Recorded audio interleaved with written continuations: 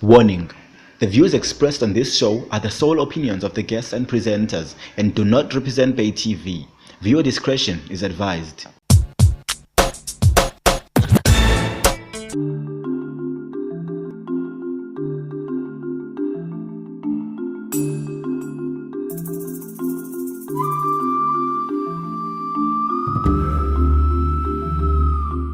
Hi and welcome to another episode of Ekse, Mamela, and you know who it is, it's your girl Marilu, but you can call me Lou. I have just arrived at the Boardwalk Convention Center and we're here for a Jameson whiskey tasting. Look, today's show is going to be packed with goodness. We're talking to the brand ambassador of Jameson. We are also talking to the people, and most importantly, he's going to tell us about what the flavors entail and what Jameson actually is all about. It's a lifestyle, it's a sophisticated and mature taste of whiskey. I need you to stay with me because we are about to go on a Jameson journey.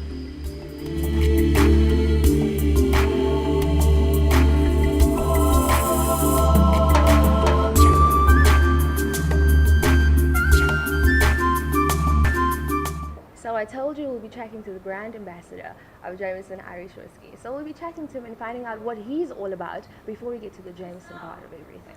Hey, how are you doing? I'm good, thanks yourself. Well, go ahead and introduce yourself. All right, my name is Ongezwe Lukwana, but people call me Oz or know me more as Oz. Okay. What is that? Just a nickname? Is that?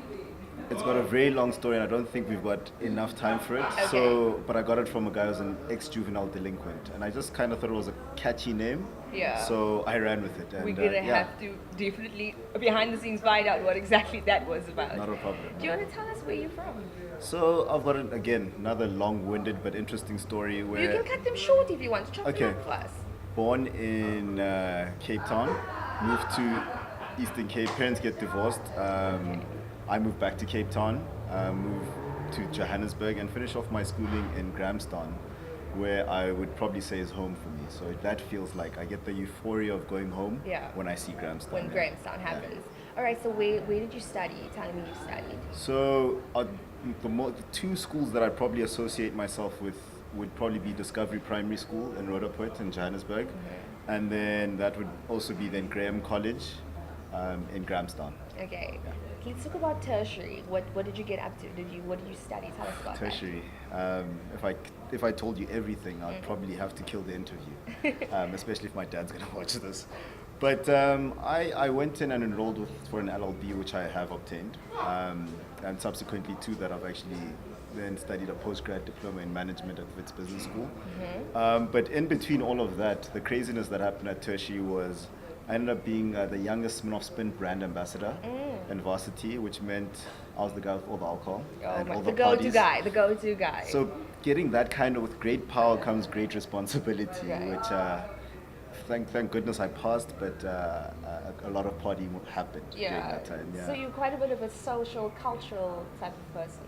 I guess I've been around the block in that sense. Yeah. Yeah, but you seem like such a quiet soul. Like, could you tell me about that?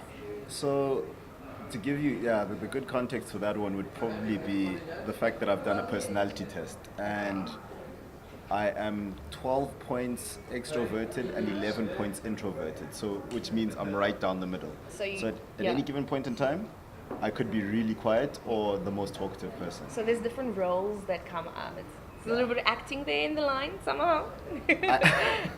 What I do with the acting more often than not is when I'm joking. Mostly that comes with role playing and joking, but yeah, I mean, at some point you have to put up a front, I guess. That's the way the world works. Yeah, we all have different roles in different situations with different people. Go.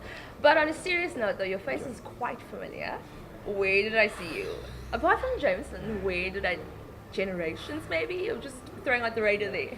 Look, Tell us about that. You just threw the biggest show in South Africa and Africa at the time. So, yeah, I had a small sojourn with Generations. Sorry, I was Jamison. Generations. And I had an interesting role. You know, right after varsity, I realized that I probably didn't want to be a lawyer at the time. Okay. Had to have a bit more fun at the age or at my age at the time. And I ended up landing a role as MJ's best friend, and my name was you? Tsepo. Yeah, I was significantly smaller without a beard. Yeah, much younger. Well, I was a 24-year-old acting as an 18-year-old good makeup artist. Yeah. No, Makeup playing age. artist. Good playing age for TV. Oh, okay. Yeah, that's probably how we should call it. Well, great. When was it like you telling me that you finished your tertiary and you felt like you wanted to do acting? Was there love for it, or was it just a side hobby? Was it something that Again, every time it feels like I've got such a good backing story for something, but I actually wanted to do radio. okay? Radio was more of a passion for me. It was easy to engage more on current affairs. But then I ended up on television. It's kind of I fell into it, I guess. Yeah. Yeah. Well, that's I fell pretty into cool. it. That's pretty cool. Tell me though, what does Ongesira do not on a daily basis, but what is it that you sort of like? What is your hobbies? What's your downtime time? So what do I do for fun, to relax, to sort of unwind? For me, it would probably be sitting at home, Right. watching sports, reading books, and I'm getting back into writing, and I quite enjoy the outdoors as well. So playing social sports, Yeah. running, hiking, I quite enjoy. But again, sort of two friends to one person now. That two sounds different like people. so much fun and stuff that we can get into a little later on. But we'll be back with Ongesira, and we'll be talking about Jameson in the next.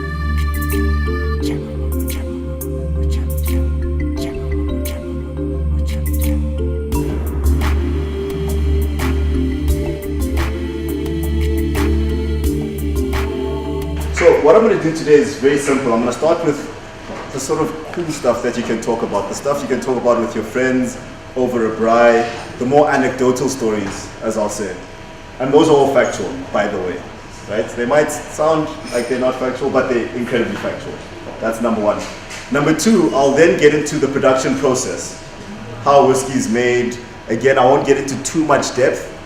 Mostly I'll be highlighting the differences between Jameson and our key competitors, which would of course be from a bourbon perspective and a Scotch or Scottish whiskey perspective. And then to round it off, I'll be giving you the tasting. And well, that's the reason why I kind of took this job. I get to drink really great, expensive whiskey for free.